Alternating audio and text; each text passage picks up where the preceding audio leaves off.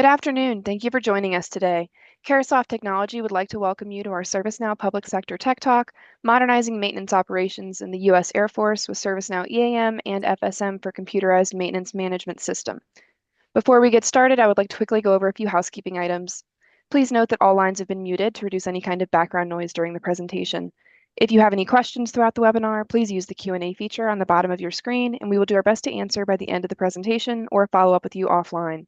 This webinar is being recorded and a copy will be emailed to you. Just to tell you a little bit about Carasoft, we are a trusted government IT solutions provider supporting public sector organizations across federal, state, and local government agencies, including education and healthcare markets. At this time, I'd like to hand the floor over to our speakers. Sade, the floor is all yours. Thank you, Sarah, and thank you to Carasoft for the continued partnership. Good afternoon, everybody. Thanks for being here. My name is Sade Ardani. I am a solution specialist supporting our DoD accounts at ServiceNow. And one of the areas I focus on is in this realm of modernizing maintenance operations. When we talk about Air Force and Air Force readiness, maintenance is front and center. And whether we're talking about facilities or equipment maintenance or larger assets like sustaining aircrafts, readiness depends on maintenance systems that can keep pace with all the growing complexities of a global operation. And really, the reality is many of our customers, the commands are still relying on spreadsheets and some of the more traditional CMMS tools. And while CMMS can track work orders and preventative schedules, it often stops there. It doesn't zoom out into an enterprise-wide picture. It doesn't connect with supply chain disruptions and financial controls or field technicians who are actually, on site turning the wrenches. And so that gap creates blind spots, it slows repairs, and it ultimately impacts mission readiness. And so that's what we wanted to talk about today. We're really excited. This is a space where ServiceNow is different. We're not just offering another CMMS. ServiceNow's maintenance operations solutions sit on a single AI-powered platform. And that platform is designed to connect an entire enterprise. The platform creates a closed loop of predictive insights that unifies asset data, maintenance workflows, optimized dispatch, supply chain, and even IT and HR processes. So that means that when a part shortage is detected, a work order can be automatically updated. When an inspection is completed, compliance records are instantly logged. When a technician is dispatched, they have mobile tools, guided workflows, and the right parts that are waiting for them. So today, we'll walk through exactly how all that works and how ServiceNow is transforming maintenance from a disconnected set of tasks into a fully integrated system of action. So let's dive in. I'm going to hand things off to my partner in crime in this space, Miss Kim Beam. Hello, everybody. Thank you, Sade. That was a perfect entry to this. I'm excited to be here too. I've been working with ServiceNow in different capacities for about 15 years, and I'm covering the entire Air Force for actually project management and asset management. I think a couple months ago we did one with Sade and Matt on how SPM plays a part, and now I'm excited for asset EAM, Enterprise Asset Management, with Tony. So EAM is really important for government agencies. As we all know, government agencies manage really extensive and diverse parts, everything from uniforms, weapons, and B-52 parts. I recently spoke to a maintenance employee or a maintenance serviceman who he said that he actually writes his maintenance on a spreadsheet, like Sade said. So this is effective asset management. This system ensures that these assets are optimized, secured, and aligned with the agency's objectives. And they're also aligned to the administration, which is equally as important. EM software is developed to help you overhaul your maintenance process, save cost, reduce time, and also no more manual. Why this is critical is just like it says, cost, data-driven, operational efficiencies. I like to call data-driven as your fact-based lesson learned. Having mission readiness and, of course, mitigating risk is really, really important. Again, of course, back to that B-52 example. Go ahead, Sade, next slide. So right now, global asset management is estimated at about $88 trillion, and that is a lot of assets to manage. The federal government, this number is around 5 trillion. Again, such a huge number. 71% of the companies that we talk to say that reducing maintenance cost is really important when investing in an enterprise asset management software. Keeping assets in working condition is a challenge, and we're here to help fix that. With that said, I'm going to introduce you to Tony, who's going to walk you through the asset modernization software with EAM. I am going to take over the screen share. Good afternoon, everyone. I too am happy to be here. Bear with me one moment. Share my screen. Whoops.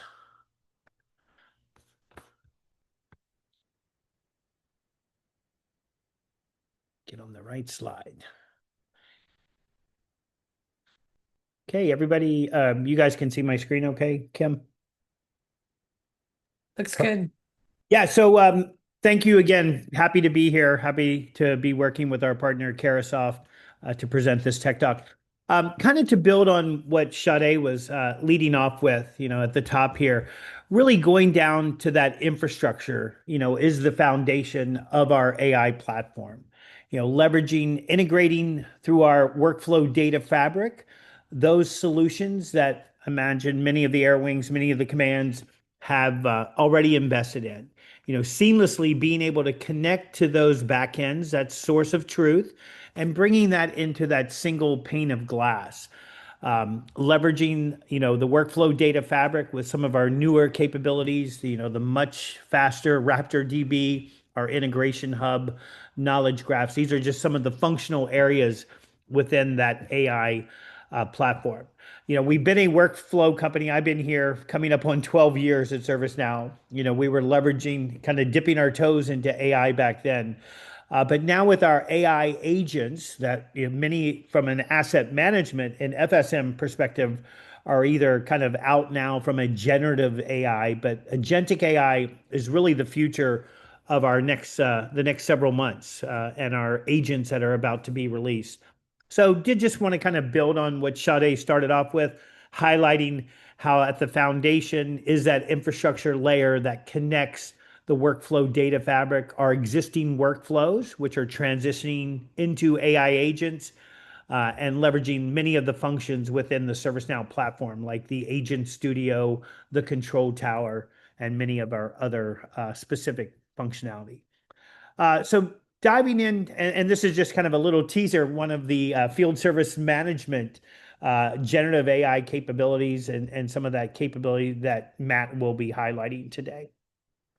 But starting back at the foundation of building out your asset base, many of the challenges that I've heard, I support all of the armed forces, the intel agencies, and the Fourth Estate, and lack of visibility. Really not having a centralized view into your inventory management, or even the ability to manage some of the unique componentry and subcomponentry that say goes into an F-35. With our model management, we really have the ability to model out, these things that are not off the shelf, not cookie cutter. We really have to understand that parent, that child, that grandchild type of relationship, and those pieces and parts that need to be replaced or maintained over a period of time. And that's really that integration with field service management, seamless integration, where we excel. So kind of what I was just talking about, it's kind of a spaghetti factory is what I like to call this. If we look at our asset base in the center here, and if we're talking an F-35 or an F-22 type of program, I've got many functional process-driven type of areas that are related to that asset. And this is really, I think, it's really non-linear, but and it typically is run by, disparate systems that don't talk to one another, or as Kim mentioned, even spreadsheets. And this is really, I think, where we excel and kind of bringing this all together, which is what I'm happy to show you today. When we start to look across, especially the DoD and my Intel customers, these are some numbers that we put together here. 88% of those organizations or those agencies really lack a company-wide centralized enterprise asset management program or even solution. 90% of that work is done in spreadsheets still today. Working with the Defense Logistics Agency, who just became an enterprise asset management customer recently, and really looking to kind of consolidate and bring some of these numbers down.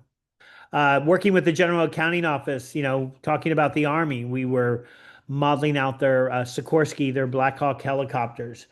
And during that process, we found out that there were a few of those Sikorskys that were missing. I don't know how you lose a helicopter, but I think they were missing on record. I don't know if they were physically missing, but from a property accountability. So really kind of bringing all of this together is our highlight today.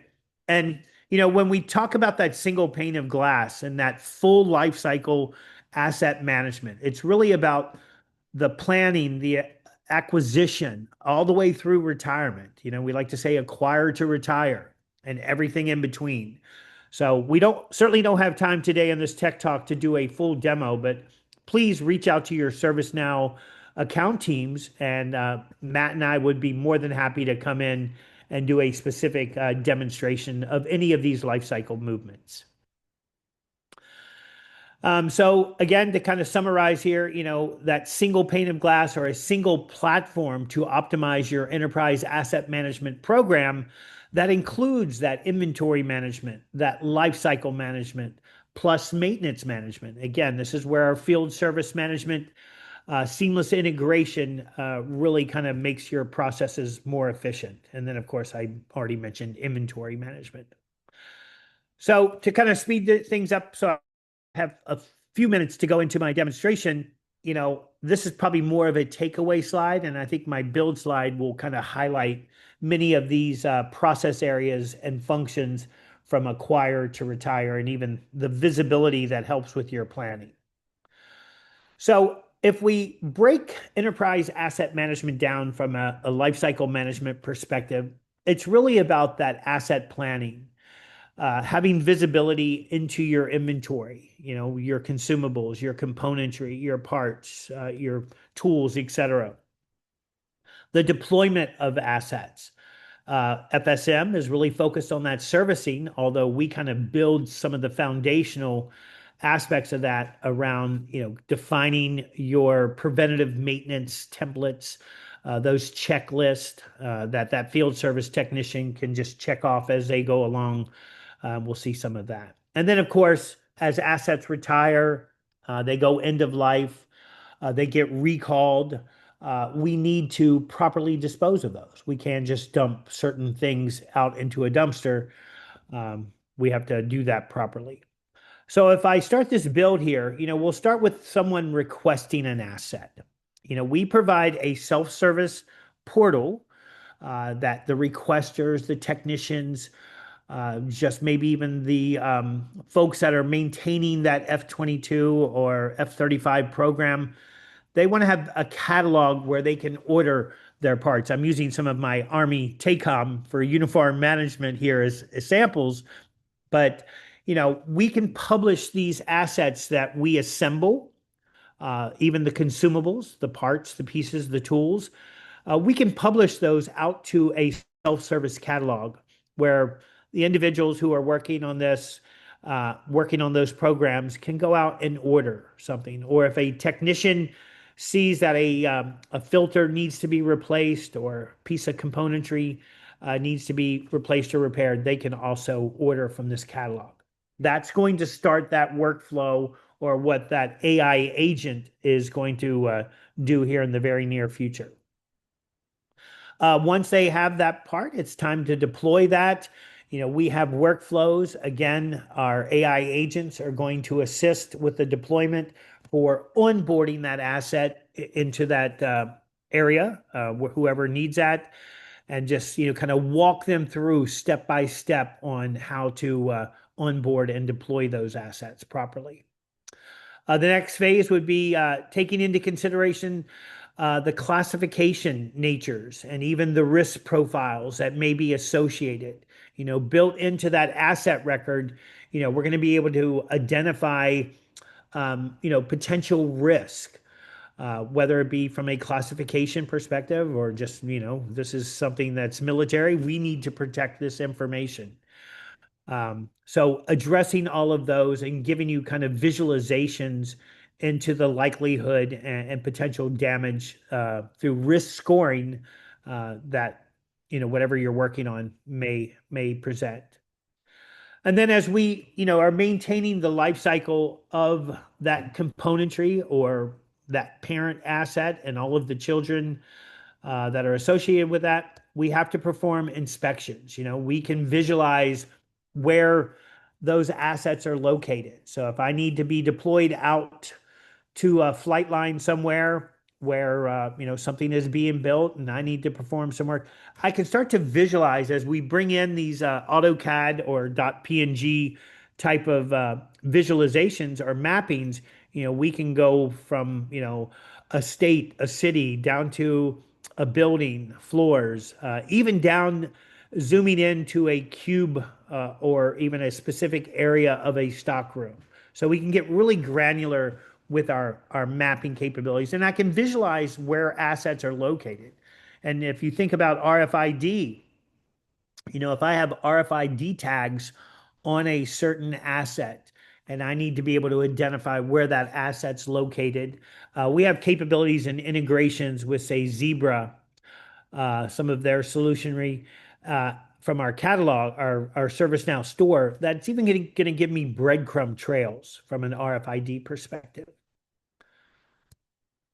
And then finishing up here, when we talk about, kind of reporting and having to prove some of the work we've done, we have that visualization through our workspaces, and that's what I'm going to highlight today in my quick demonstration. So once I'm complete with that, I'll hand this over to Mr. Matt Barrett, who's going to probably do some of the same from an FSM perspective. But I'm going to switch gears here real quick and go into my instance. So again, I've been here for almost 12 years. So when I started, we had this clunky navigator bar that took up a lot of our screen. About 5 to 6 years ago, we went to this workspace concept where I can now go into specific workspaces instead of going through the navigation picker. So here I'm logged into the enterprise asset workspace. Everything in ServiceNow is role-based. I have to have that certain roles and certain access to be able to CAC authenticate into my my instance and these workspaces. So from a homepage perspective, if I'm first logging into ServiceNow as an asset manager, something you'll notice are these important actions that we're calling out. I'm going to zoom in just a little bit. These are nightly jobs that run that present these KPIs and these populate these tiles. Again, we're focused on that full life cycle, acquire to retire. So some of these numbers might be a little high when you first get started in your ServiceNow journey. Like if I'm missing a name of an asset, I really can't do normalization. So I'd probably want to drill into these 11 assets and maybe have someone on my team provide that manufacturer name or that product name, or, if I'm doing contract renewals, I'd want that team to highlight. So there's quite a few tiles that we present here. These can be administered if you think they're too nagging, but we can hide these and get to these over time, because in actuality, we're really focused on the health of our asset repository or our asset base. That really, we have to get that right before we can excel at managing the full life cycle. We have the ability to do inline filtering through condition building. I can drill down into different locations. I can drill down into different stock rooms, different model categories. If I'm looking just for aircraft or certain types of componentry, I can start to condition build that, and even classification structures that we can bring in that may be related to some of the work. Out of the box, we support ECRI and some of the Omni class substructures or structures, but we can ingest many different classification structures that you may be mandated to run. What that's going to do, it's going to re-render my widgets here on the screen, and I'm only going to be looking at the things that I've built out here in my condition building. But these quick links are really meant to identify those activities that are in flight. And again, with our AI agent, a lot of this is going to be handled automatically for us. Yes, I may have to provide a response here, but with the workflow-driven nature of the platform before AI, we were dependent on kind of moving things to the next step. But pretty excited about some of the AI capabilities coming out in the next couple releases. So if I wanted to drill into those asset requests, very quickly I could drill in here. I've got some of my hardware assets mixed in here. But imagine this would be F-35 componentry or parts or pieces. But I can look for bottlenecks. It looks like Tony's requesting a lot of things, but they're in that fulfillment process or waiting for approvals. So we can start to move things along in that flow. These are those tech refreshes or recalls or disposals. A lot of times I need to transfer assets from one location or one department, one organization to another. Things break, if they're under warranty, am I going to send this off and get it replaced through a return merchandise authorization? Sometimes we loan assets out or stockroom managers are filling tasks. And then sometimes we're moving locations from one base to another. So we can even move a complete data center with these move management functionality. So just at a high level, just kind of highlighting some visibility there. I'm not going to go into all the modules today, but I'll briefly talk about these last few. The financials are a very important piece. If we're talking about total cost of ownership, having visibility into your asset counts, those lifecycle states, the TCO I just mentioned, identifying those top 10 models with the highest average total cost of ownership. And we're not just talking about the cost of the asset, we're talking about that labor, the maintenance, the time that those field service agents are having to constantly go out and repair or replace things, project management, contract management. We're pulling all of these financials together and presenting them in a way that you might need to consider. Do I really want to maybe replace this specific asset? In this case, it looks like a Freightliner truck. Maybe do some comparative reporting against benchmarks or other like products. So just high-level visualizations, and everything is dynamic. I can drill down into any one of these widgets and get to the line items that are kind of surfacing that information up into a graph. If we think about inventory management, having the ability to define my stock rooms, being able to drill down into individual stock rooms. We have a neat little Google map visualization where I can even identify those distribution channels and the service locations on that map. As I drill in and out, I can see, where that service distribution center or a depot might be. These are some of the tasks that are in flight within a particular stock room, getting different portfolio views into the assets that reside, knowing what aisle, what row, what bin, and this is where we can do some of that visualization on a map as well. So if we drill down into an indoor map, being able to drill into a specific location, a campus, a base area, a building, diving down into the individual floors or cubes, and being able to show maybe static assets, fire extinguishers, AV equipment, whatever.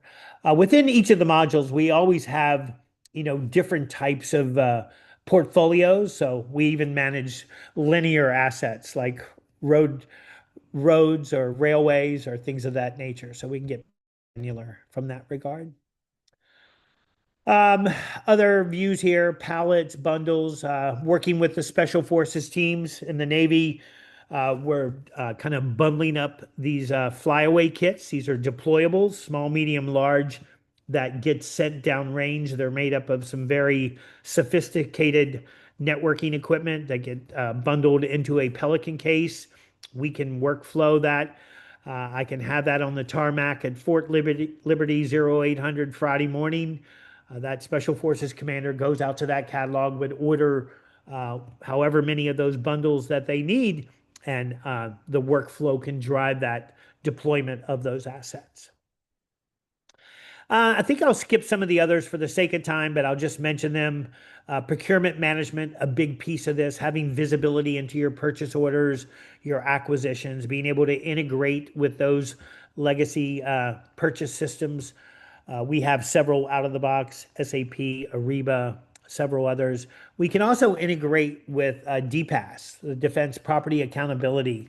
It's not out of the box, of course. It's not a cookie cutter integration, but we do have the ability from a property book being able to integrate with DPAS and any other legacy systems of truth. Contract management is another one of those modules. Obviously, I'm going to have leases, maintenance agreements, service contracts, different types of contracts that are related to your assets that are in use. And I will go ahead and jump into work management, where I'm going to eventually here in a few minutes transition to Matt. But this is within enterprise asset. This is where I'm going to define, those maintenance plans.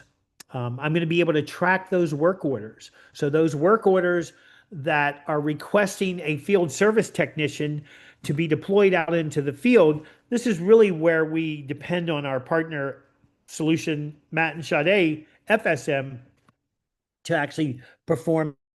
But from a visualization, I'm going to be able to log into any one of these work orders and see where it's at and its resolution. Even the tasking, the specific tasking that gets assigned, pardon me, that gets assigned to those technicians, we're going to be able to track that work. We're able to templatize those work orders. We're able to introduce checklists that make it very easy. If we're talking about quality control on an F-35 or an F-22, I have a very specific listing of things that I need to check off. And I may need quality control to verify that something was torqued at a certain level, or, we did certain testing. And then there's other views in here from a stock room. If I'm a field service technician, which I'm not, I would be able to see the assets that are assigned to me. I'm able to have my own personal stock room. If I'm always being deployed out into the field for a specific duty or skill that I might have, I may have certain types of assets that I want to keep in my toolkit or my vehicle. And I guess the only thing I didn't do was the overview here, where from a manager perspective, I can look at those part requirements per order, parts that are waiting to be requested or need to be requested, things that are overdue, work orders that are, taking a little bit longer than anticipated. So really being able to keep your finger on the pulse and kind of manage a lot of that activity that's related to the asset base that enterprise asset maintains. And with that, Matt, I think I'll hand it over to you, sir. Hey, Tony, thank you. That was an absolutely fantastic overview. I'm going to pick things up from here, and I'm going to pivot a little more to the kind of tactics of, we have work orders now. Either they're preventative from those maintenance plans, or they're predictive, based on AI insights that something could potentially fail in the future and we should get ahead of that, or corrective, right? All those types of work orders really converge here in the platform. I'm going to take a step through the corrective side of things, and the way we're going to start this is by providing me as a crew chief, let's say, with a self-service portal. So this is generically our front door that we provide to let service members and anyone else who needs to report issues, whether facility or aircraft or any of those other categories that Tony mentioned, come and report those problems to us here. And of course, there's a whole bunch of self-help, self-service capabilities around AI search and intelligent virtual agent here to answer questions. But, in addition to that and the knowledge self-help articles, this is an opportunity for individuals to come in and create these requests. Now, if I come into what's called a catalog here, we've got a couple different categories. So potentially, there's an issue with an HVAC system, or in the case of the Army, where we're providing the solution to improve improvements to barracks and military housing. Maybe somebody needs to report a leak or some plumbing issue. So all different types of categories here. And this being able to categorize it makes it easier, for individuals to report these problems. It also helps inform the auto scheduler, which is something we'll talk about a bit in a moment, on really who is the best individual to assign this work order to. And there's a whole level of automation that's built in with levers and knobs that you can control to help drive that. But for right now, I'm going to come in again as a crew chief and report an issue with one of my aircraft. So I'll choose the asset category. Maybe it's a ground vehicle. In this case, we'll stick with aircraft, and it's related to a problem on the B-52. And now this is dipping into all of that inventory tracking that Tony was just talking about. I can select from that inventory and say, this is the particular aircraft with the tail number that's having the problem. I can say, where it is, what runway, what hangar, where is this located. Pick 818, and we'll say problem category, right? And, is it an issue with the engine? Is it hydraulics related? Is it avionics? And in this case, I'll say it's engine, and the crew chief will just say, hey, engine number 4 indicators on. We need an engine crew to come out here and take a look at this. So really easy, really straightforward to create these requests. They all get funneled into the scheduling module here, which we'll look at, and we'll provide this crew chief, visibility. They'll be able to see exactly where this work order request is in the pipeline, who it's assigned to, who's going to be working on it. So we're providing, very high levels of transparency back to the customer. We can see that, in this case, it's out here pending dispatch, meaning it's sitting with our dispatcher. We're going to work on getting that scheduled, assigned to a technician who then is going to accept that job, head out on site, start the work, and then complete the task. Now, you'll notice it's kind of stuck here in this pending dispatch, and that's very much intentional for the purposes of today's demonstration. Generally, when these work orders come in, the system will automatically determine who the right individual or team is or crew that this item should be assigned to. We're going to go through and kind of see what it looks like from a slower motion, really, to model that out and do it more manually, just so you can kind of understand and see some of the capabilities. So I'm changing hats now. The crew chief has reported this issue with the engine indicator light on for one of his aircraft. That request has come in, and now as a dispatcher, somebody who's a supervisor coordinating all these requests coming in, all these work orders, and managing my team of technicians, this is one of my views where I can, look in and really manage this work day to day. So a couple of things we're seeing on the screen. The first is today's schedule, and below that, each box here represents an hour of time. This red line denotes, the current time of day. So this is where we are. And then below that, I've got these sections, and these sections represent my teams, right? So I've broken out my staff here into groups based on specialty. So I've got an avionics crew, an engine crew, hydraulics, right? And within each of these are the individual technicians that are part of it who can potentially be assigned these work orders. Now, it's more than just knowing, what team to send it to. It's also knowing what individual to assign it to, and that can be a somewhat complicated problem to solve at scale. And so, what our approach is to leverage an auto scheduling capability, which again has levers and knobs that you can configure. But really what we're looking to see is, given the work order request that's come in. What are the required skills that we need our technician to have in order to perform that job adequately? What are the required parts necessary to complete that job? When does it need to be completed, and where is it actually located? So we take those considerations and bump that against other pieces of information on the technician. So for each technician, we understand what their skills are. We understand what inventory items they have in their vehicle or in their stock room.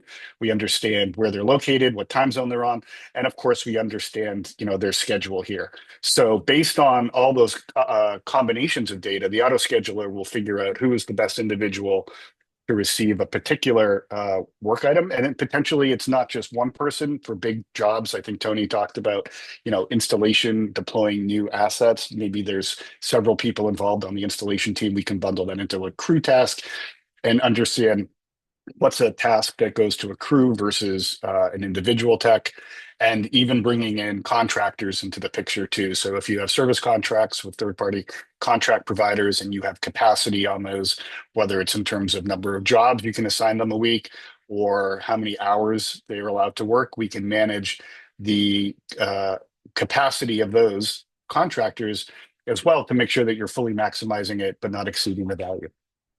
Now, one way in which we could assign this aircraft maintenance task that we just created would be to drag and drop it somewhere on the Gantt chart.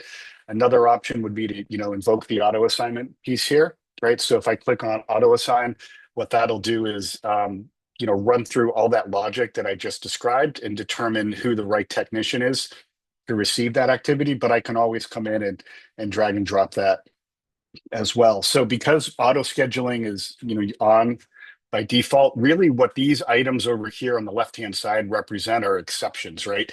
These are things that could not be auto-assigned, or potentially a technician is out sick or on leave and work needs to be rescheduled. And of course, I can filter this by what type of task. Is this a corrective task? Are these all my preventative tasks, right? So I have a complete understanding of all this inventory and work coming in. But what you'll notice now is we've got, our technician, Teddy Taylor. He's got a work order task to respond to that indicator light that we just got reported by the crew chief. And so Teddy is now going to be notified that this was assigned to him. And what I'd like to do now is change hats one more time and pull open Teddy's perspective. So we use a mobile application that Teddy has access to called the ServiceNow agent. And if he clicks into that, it'll open up his view of all the work order tasks that have been assigned to him in the system. He's got a bunch of links across the top to help him manage his schedule, any crews that he's a part of, his own personal inventory on if he's driving a truck, what are all the items that he has in the back. He can look up assets, he can request parts, he can initiate part transfers, which is something Tony showed in that stock room. Maybe there's some part Tony needs that he doesn't have. He can initiate that transfer request. That'll then get routed to the stock room so that Teddy Taylor can get the part. And then down here we see our aircraft maintenance assigned task at the very bottom. So I'm going to click into that. Now this is going to give Teddy an overview of what the job is that he's been assigned here. So we can see who the crew chief is. We can see the asset, when we think it's going to start, when we think it's going to end, where its location is. And when Teddy wants to say he's available and will take this job, he can accept it. If he had a problem, if he couldn't accept it, he would reject it back with a reason. And now Teddy's going to have this in an accepted state. And so what you'll see back here in the background is the dispatcher will receive real-time visibility updates into all these tasks as Teddy starts working on them. So colors will change, things will shift around. Now, when Teddy goes to start his travel, he can click the Start Travel button down here, and this will help track and record the drive time. We can provide mapping too. It's also going to flash that this particular task has special handling notes, so maybe he needs to check in with somebody or there's special policy procedures for how to get access to where this aircraft is, things like that. So Teddy can be notified. And when he arrives on scene, he can click Start Work. That's going to again update the counters and the trackers. You'll notice the screen in the background is dancing. It's moving this job over to now. It's indicating it's green. That means work in progress, and it started right now. So again, your dispatcher staff and supervisors can really, see everything that's going into it. They can also, if we change the view, we can get into a hybrid. So if we want to understand where all these jobs are or where our technicians are, we can break this up and see exactly what route are people going to take to get from where they are to where they need to be, as well as where are all the jobs that we're going to. And of course, you can see the technicians. So here's Teddy Taylor up in Massachusetts. And he's got a long drive to get to Barksdale. So the system actually factored in he's got a day and a half drive, which means he probably wouldn't have been a good candidate to receive this. But all that capability is actually intelligently built in and works tremendously fast in terms of helping us ensure that we don't actually get a situation where somebody's too far away and can't reasonably make it. So all very good stuff. But switching back over to Teddy, what we'll do now is come into the checklist. So maybe Teddy's now arrived. He's come in. He's at the aircraft. Maybe there's a policy and procedure that says, hey, this is how we want to diagnose this particular asset here. So a couple of things will pop up, and these can be optional. These can be mandatory as well in certain conditions to make sure that your technicians are following proper procedures. We want to make sure that the APU is properly grounded. Let's do some safety checks. The aircraft is secure. The asset ID is clearly positioned. Cables look in good conditions. Pin settings are optimal. And then we can, run some diagnostics. So the output levels are between this and that range. Yep, that's all good, good, good, good, good. If we want to attach any images, we can take a photo of it using our device, whether it's a tablet or a phone. And we can add additional notes. So that checklist will be saved as part of the work order history. Now, as Teddy's working on this job, if he needs to reference helpful material down here in the bottom, he can click on articles, and that may pull up a contextually related helpful document, whether it's a how-to guide, something that another technician wrote that is helpful to this particular job, or in this case, an actual manual for the engine that Teddy's going to be working on. And with AI, we can incorporate, the ability to ask questions and get feedback, so that Teddy doesn't necessarily have to read the entire thing. He can simply ask the AI, where do I go to find this particular part of the engine, and it'll answer it based on all the information that it's found.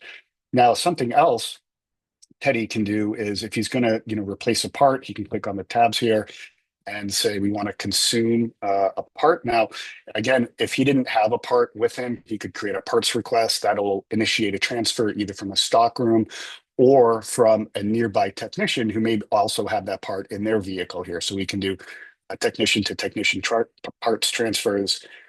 But assuming he has the part that he needs, he can click on use part.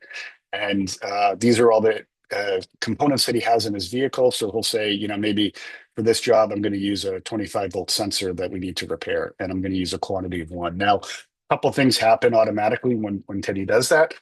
First, it updates the work order to indicate that this part was used on this job. It also decrements Teddy's inventory so that we know for the next job, he now only has 37 of these instead of 38. So as Teddy advances the job, he can take notes. He can update things that he is doing. So we perform some troubleshooting, verify no engine faults. He can type these in by hand. He can use text to speech to document his notes. And when he's finished with all of this, what he'll do is come down and say close complete.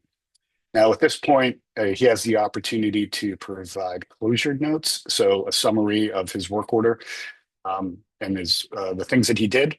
Now, he could type that in. Again, he could use the microphone to speak it in, do voice to text, or he could click this AI indicator generate closure notes button. And what that will do is look at the updates he had been making along the way. It'll look at the actions he took in the tool, like doing the checklist, consuming a part, and it will automatically write those closure notes for him to help speed up his ability to get onto that next job.